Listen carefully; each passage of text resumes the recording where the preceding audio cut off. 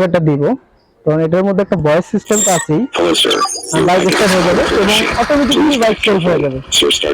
আবার যখন same finger again দেওয়া হবে, Hello sir, bike all system off. Just few seconds. Goodbye sir. Take care. Total সিস্টেমটা of. আমার গাড়ি যখন আমি এখানে টায়ার অন করব, Hello sir, your bike is a powerful machine. Please ride carefully. Sir, starting the bike. গাড়ি on হয়ে গেছে। এখন আমি এখান থেকে আবার সেভ করতে পারবো। আমার গাড়ি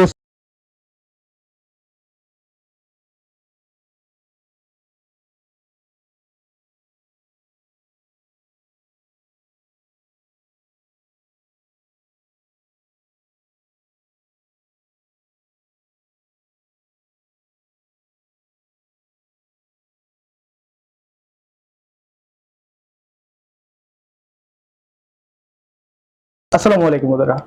এর আগে আমি আরো দুইটা বাইক ফিঙ্গারপ্রিন্টের ভিডিও দিয়েছিলাম, আপনারা অনেকেই সাড়া দিচ্ছেন এবং সবার কাছ থেকে পজিটিভ রিভিউ পাওয়ার পরে এটাকে আরো আপডেট করার আমার মনে হলো যে এটাকে আরো আপডেট করা যায়। তো আপডেট বলতে এখন আমি এটাকে তিনটা স্টেপে তৈরি করেছি। সেটা হলো, প্রথম হলো শুধু ফিঙ্গার, দ্বিতীয় স্টেপ হলো ফিঙ্গার এবং ভয়েস, তৃতীয় স্টেপ হলো ফিঙ্গার ভয়েস প্লাস অ্যাপস। অ্যাপসের মাধ্যমেও আপনি বাইকটাকে কন্ট্রোল করতে পারবেন 50 মিটার দূর থেকে। তো 50 মিটার দূর থেকে আপনি বাইকের চাবি অন করতে পারতেছেন এবং সেলফ দিয়ে অন করতে পারতেছেন, এবং কি আপনি চাইলে আপনি যে ইমার্জেন্সি ইন্ডিকেটর আছে ওইটাও অন অফ করতে পারতেছেন অ্যাপসের মাধ্যমে। হ্যাঁ, 50 মিটার দূর থেকে। তার মানে বাইকের সব সিস্টেমই আপনি অ্যাকসেপ্ট করতে পারতেছেন। আপনি এটা যখন আগের বার যখন ফিঙ্গার দিয়ে অন করতেন, হ্যাঁ একইভাবে ফিঙ্গার দিয়ে অন অফ হবে এবং সাথে একটা অ্যালার্ম টোন, মানে আপনার ওয়েলকাম টোনটা দিবে।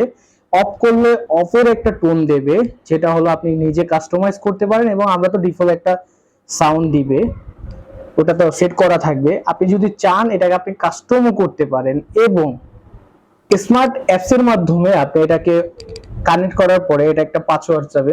অবশ্যই পাসওয়ার্ড দিয়ে সিকিউর করা থাকবে, কারণ যে কেউ অ্যাপসটা শেয়ার দিয়ে নিয়ে আপনার বাইক কন্ট্রোল করতে পারবে না।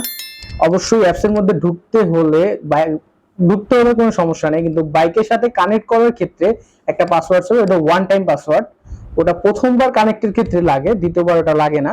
তো প্রথমবার আপনি যখন কানেক্ট করবেন তো বাইকের আপনি কি অন করতে পারবেন, এরপরে বাইককে 50 মিটার দূর থেকে সেলফ করতে পারবেন। আপনি চাইলে বাইকের ইন্ডিকেটর অন করতে পারবেন, ফগ লাইট এগুলো অন করতে পারবেন। অন অফ করা আপনার কাস্টমাইজ হিসেবে আমরা তৈরি করে দিতে পারবো। আমরা মূলত দিই এখন আপনার অ্যাপসের মাধ্যমে আপনি চাবিটা অন করতে পারবেন, সেলফ স্টার্ট দিতে পারবেন, এবং আরেকটা হলো আপনি যে ইমার্জেন্সি ইন্ডিকেটর দুটো ইউজ করেন ওইটাকে অন অফ করতে পারবেন 50 মিটার দূর থেকে।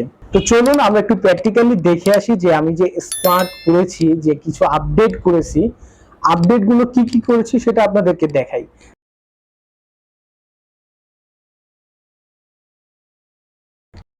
আচ্ছা, তো এটা প্রথমে আমি আমার যদি অরিজিনাল চাবিও কেউ নেয় আমার বাইক অন হবে না। দেখুন আমি চাবি অন করলাম কিন্তু আমার বাইক অন হইতেছে না। কারণ হলো আমার ফিঙ্গারপ্রিন্ট যে পর্যন্ত এখানে না দেওয়া হবে ওই পর্যন্ত বাইক অন হবে না। তো এটা কিলেস ভাবেও চালানো যায়, কি ইউজ করেও চালা যায়। তো আমি কিলেস ভাবে আমার টোটালি কি আমার হাতে, আমার যখন ফিঙ্গারপ্রিন্ট এখানে দিব,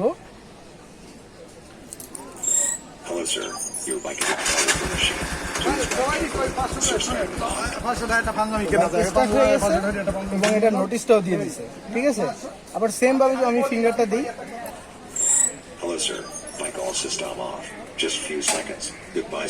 এখানে আমার গুড বাই বলে দিছে, তার মানে আমার গাড়ি অফ। তো এখন আমি যেটাকে কিভাবে চালাবো, মানে কি ইউজ করব তাতে আমার গাড়ি চলবে, সেক্ষেত্রে আমার এই ফিঙ্গারটা দেওয়া আছে। তো আমি যখন এইভাবে দিব,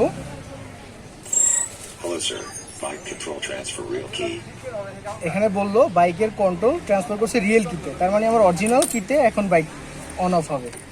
এই দেখুন আমি এখন অরিজিনাল কি দিয়েই গাড়িটা অন অফ করতে পারতেছি। আবার সেম ফিঙ্গারটা যদি আমি অ্যাগেন দিই,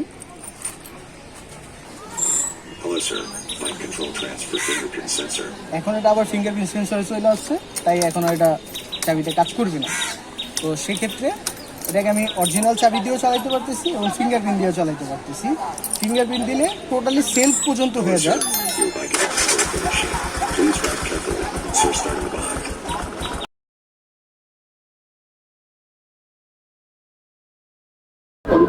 আমার গাড়ি যখন আমি এখানে টায়ার অন করবো,